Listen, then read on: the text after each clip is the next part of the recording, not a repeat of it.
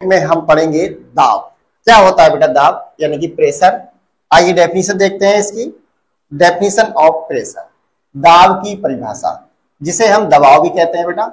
दबाव क्या है? प्रति इकाई क्षेत्र पर लगाया जाने वाला बल होता है। ये इस बात का माप है कि किसी दिए गए क्षेत्र पर कितना बल लगाया जाता है। अगर हम दबाव की बात करें तो बेटा इसका फार्मूला क्या होता है? P बराबर F बटे A। F क्या होता है बेटा? यहाँ पर बल होता है और A फॉर एरिया होता है जिस क्षेत्र पर हम बल लगा रहे हैं, है ना बेटा। अब बात आती है इसके यूनिट की। यूनिट की बात कर लीजिए, यूनिट्स ऑफ प्रेशर। दाब की जो इकाई होती है बेटा वो पास्कल होती है, जिसे पीए से प्रदर्शित करते हैं। और पीए बराबर कितना होता है? न्यूटन प्रति मीटर स्क्वायर भी होता है या किलोग्राम प्रति मीटर सेकेंड स्क्वायर भी होता है। ठीक है बेटा। आइए नेक्स्ट देखते हैं, 1 न्यूटन प्रति वर्ग मीटर किसके बराबर होता है? देखिए दबाव की अन्य समानता प्रयुक्त इकाइयां भी होती है। एक एटमॉस्फेयर, एक वायुमंडलीय दाब जो हमारा होता है, एक एटमॉस्फेयर, वो कितने के बराबर होता है? 101325 पास्कल के बराबर होता है। यानी कि कितना हो गया बेटा? पढ़ लीजिए इसको। इकाई, ढाई, सैकड़ा, हजार, 10,000, लाख, 1,01,325 पास्कल के बराबर होता है। ठीक है बेटा।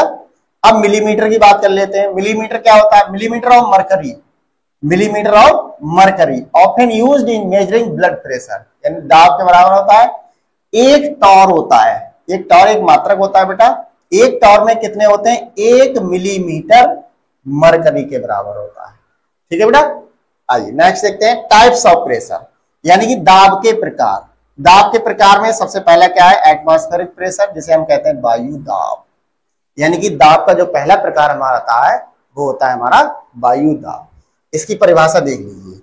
वायुमंडलीय दाब पृथ्वी के वायुमंडल द्वारा उसके भीतर की प्रत्येक वस्तु पर डाला जाने वाला दाब होता है। ठीक है बेटा। अगर हम इसकी व्याख्या करें तो यह वायुमंडल में हवा के भार के कारण सतह पर दबाव पड़ने के कारण होता है और यह ऊंचाई के साथ घटता है बेटा, है ना। यानी जो हमारा वायुमंडल है, यानी कि वायु दाब होता है, वो हवा के भार के कारण सतह पर दाब पड़ने के कारण होता है। ये ऊंचाई के साथ घटता है। जैसे जैसे आप ऊपर बढ़ते जाएंगे और इसका जो दाब होगा वो क्या होगा बेटा? घटता जाएगा। ठीक है। अगर हम समुद्र तल पर अगर वायु दाब को अगर मान देखें तो ये लगभग बेटा कितना होता है? 101.3 किलो पास्कल के बराबर होता है, या 1 एटीएम के बराबर होता है। ठीक है। 1 एटीएम का मतलब 1 एटमॉस्फेयर। ठीक है बेटा।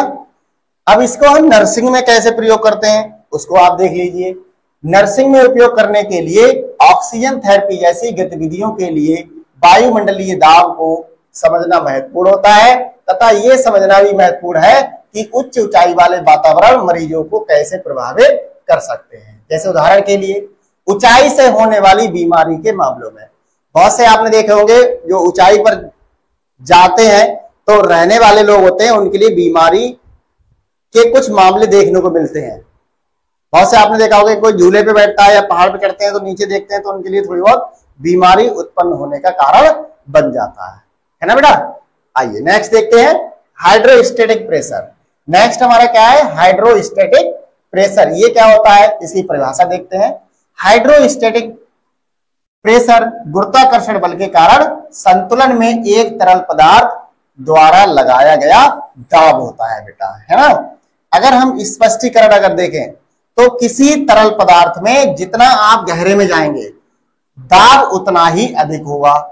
यह दाब तरल पदार्थ के घनत्व और गुरुत्वाकर्षण त्वरण और तरल पदार्थ के स्तंभ की ऊंचाई पर निर्भर करता है बेटा। ठीक है। अगर आइए इसका फार्मूला देख लेते हैं हाइड्रोस्टैटिक। इसका जो फार्मूला होता है P बराबर रो जी एच। तो यहां पर रो हमारा क्या होता है? द्रव का घनत्व। रो हमारा क्या होता है बेटा? द्रव का घनत्व होता है और जी गुरुत्वाकर्षण के कारण त्वरण होता है प्यारे बच्चों। और एच हमारा क्या होता है? उस बिंदु से ऊपर द्रव स्तंभ की ऊंचाई है जहां दबाव मापा जा रहा है।